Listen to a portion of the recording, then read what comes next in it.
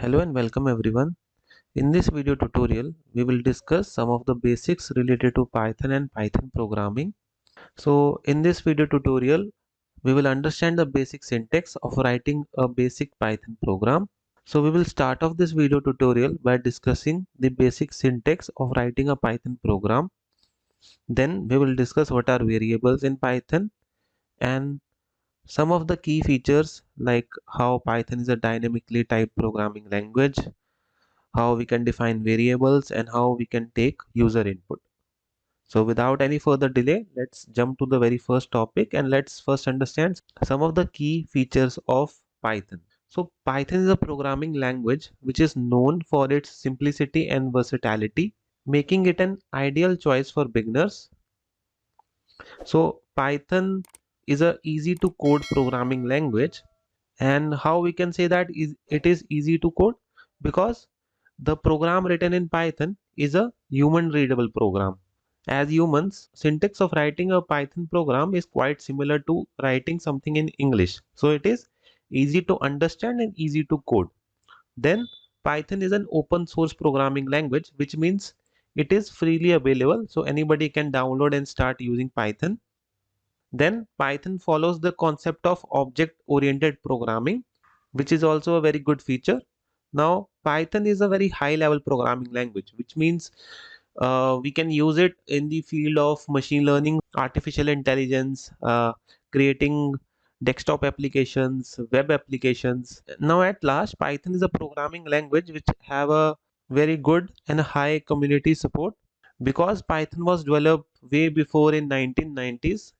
Throughout this so many years, Python is able to form a strong community. Now that we have gone through the basic features of Python, let's come to our main topic, that is about discussing the basics related to writing a Python program. So here I have opened my Jupyter notebook. In one of the last videos, I have already explained how we can install Jupyter Notebook in Python and how we can get started with it.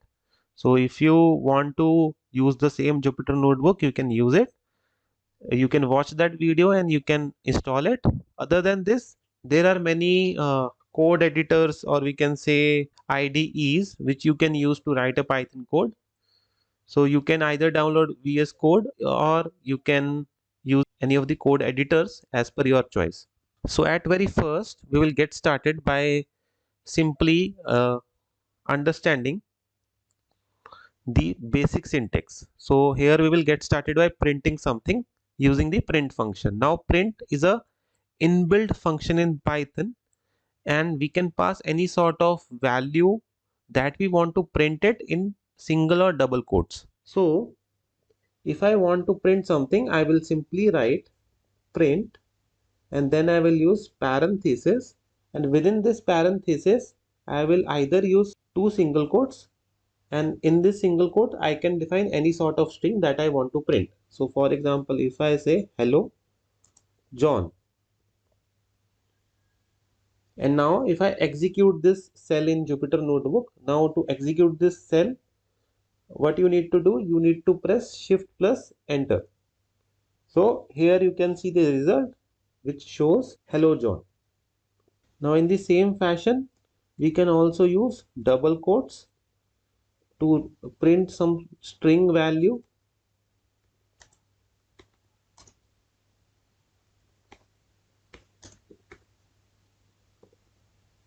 Do not forget to close the parenthesis, and then if you execute the cell, you can see here same value came. Let me change the string value. So for example, I will put Alex, hello Alex, and then I will use shift plus enter. You can see the output changes. So by using this simple print function, we can print anything in Python, and this is our hello world program, you can say that. Other than this, let's first understand something related to comments in Python. So comment in simple terms are the statement which are skipped while executing a Python program. Here only, if I want to put in comment, now comment are basically of two types, single line comment or multi-line comment. So for this, like here I will put simply use hash and then put space, and then I can write any sort of information related to whatever information I want to pass. So for example, I will write here I am using print function. As this is just a comment, so whenever I will execute this cell, the comment statement will be skipped and I will get my result as hello Alex. So main use of comments is just to convey some sort of information related to your Python code. Now by using hash we can create a single line comment, and if you want to create multi-line comments, then in that case what we will use either triple single quotes. So here I will try to give a multi-line comment. This is print function. Now if I execute this cell, here you can see again the first two lines got skipped from execution and we got the result only as hello Alex. In the same way, instead of using triple single quotes, we can also use triple double quotes. So I will simply replace triple single quotes with triple double quotes and try to execute this cell. Again you can see I got the same result. So comments in a simple term are these statements which we use to convey some sort of information related to our Python code, and these statements are skipped while executing a Python program. So these statements will not get executed. So by this we understand two main topics in Python. First one is about printing something, how we can print something in Python, and second one is how we can use comments in Python. Now let's discuss variables. So variables are the containers for data. So in very simple terms, variables are just containers that we will use to store some sort of data. So for example, here I will create a variable name and I will use this variable to store a string type value. So here you can see this is my variable and this is the value. So here name is the container which contains this value. Now this value is a string type value. So by using this way, we have defined one variable in Python. Now if I want to print this variable, I will simply use this statement print and in parentheses, I will simply pass the name of the variable. So in my case, the name of the variable is name only. So if I execute this cell, here you can see I got the result. Now with variables, let us discuss one more topic, that is about data types. Now Python is a dynamically typed programming language, which means while defining a variable, we do not need to define the data type of that particular variable. Here you can see I have defined this variable name and I have defined some string sort of value. So this value, as I have defined this value in double quotes, the Python interpreter will automatically recognize this variable as a string type value. So how we can check the data type of any variable? That is by using the type function. So I will simply use type and then in parentheses I just need to pass the value. So in my case I just want to check the type of name variable. I will pass the name variable here and I will try to execute this cell. Here it returns str, which means string. In the same way I can define different type of variables also, and I don't need to define the data type. For example, I have defined this variable age, and this time I will define the value as 25. Here you can see I am not using any single or double quotes to define the value, and then uh, I can simply use the print function to check the type of this age variable. And now if I execute, here you can see I got the result as int, which means this variable belongs to integer class. So this is an integer type value. In the same way, if I define any float type value, for example 2.1, and again try to check the type, this time this variable belongs to float class. So this is a float type value. In the same way, I can change the value. If I change the value to true, and again if I check the type of the variable, now this time this type of variable belongs to bool class, which means a boolean value. So these are the basics related to data types and variable.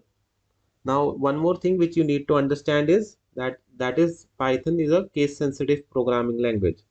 So for example, I have defined age here. Let us consider that age is 25, and again, and here I will use to print the value age here.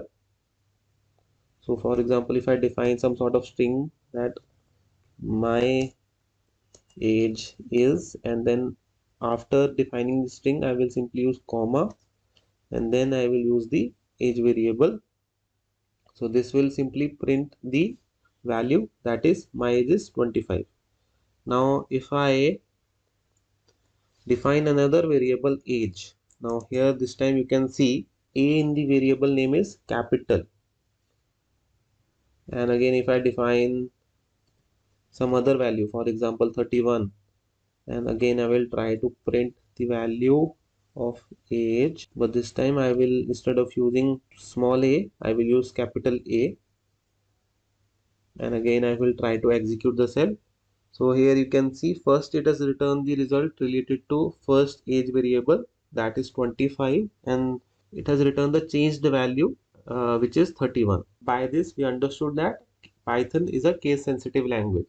Now one more basic thing that we should understand about variables is the naming convention. So as per the rules of defining a variable name should always start with lowercase character, and if a variable name contains multiple words will be separated using underscore.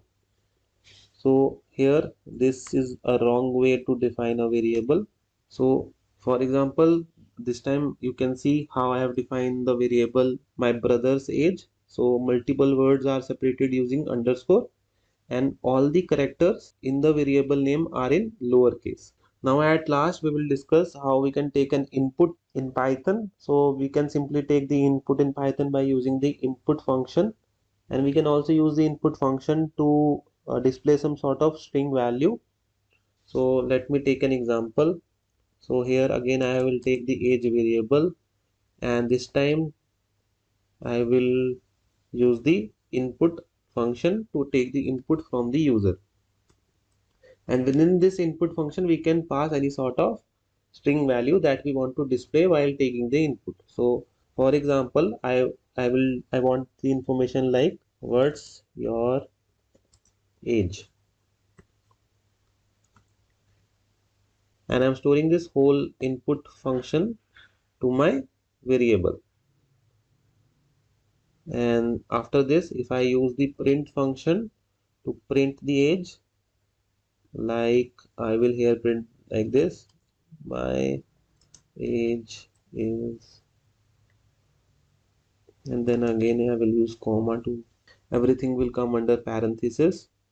So now if I execute this cell, here you can see one dialog box have appeared, like which is asking what's your age. So this is the string value that we have passed in within this input function, and whatever value that we are going to pass in this input box will store in the age variable. So for example, I pass the value as 21 and then hit enter. So you can see the result also, my age is 21. Now there is one constraint while using the input function, that whatever value you pass in your input function, that value will always be considered as a string type value. For example, here only if I print the data type of the age variable, it will be printed out as a string. So for example, if I run this and I'm passing a integer type value, here you can see on the screen 21, and if I hit enter, you can see it is showing my age is 21, but the class of the value is str, which means it is a string type value. So how we can handle this constraint? We can change the data type of any variable by using any sort of data type functions, we can say, or data type class. So for example, I want to convert this age variable value to integer. I will simply pass this whole input function to another function, that is int. So int here represents integer type value. So what we are doing by this code, first we are taking an input which will be as a string type value. Then by using the int function, we are converting that string type value to integer type, and then we are storing the value in the age variable. So now if I execute this, and if I put some string value like 32 and hit enter, here now you can see the class of the variable is int. So in the same fashion, we can uh, dynamically change the data type of any variable to any other data type also. So for example, I can change it to float also. So if I write here float and then again run this, now this time I need to pass some sort of float value, otherwise my program will return some error. So here I have passed this as 2.1, hit enter, and you can see now the data type is float. But what if I define some value which is not convertible? So for example, here you can see I am passing Shivam, which is a string type value, and I'm trying to convert the string type value to float. In that case, I will get an value error that we cannot convert a string type value to float. So in the same fashion, you can change this data type to bool also,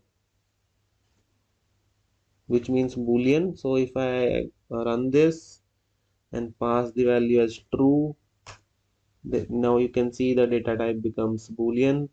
In the same fashion, if I pass the value as false, run, then the data type will also become boolean. So this is it for this video. So in this video we have covered the basics of writing a Python programs, what are variables, how we can define variables, what are the basic data types in Python, and how we can print and take input from the user. Moreover, if you want to suggest some sort of topic to us, you can email us at the given email ID. Thank you so much for watching this video. We will see you in the next one.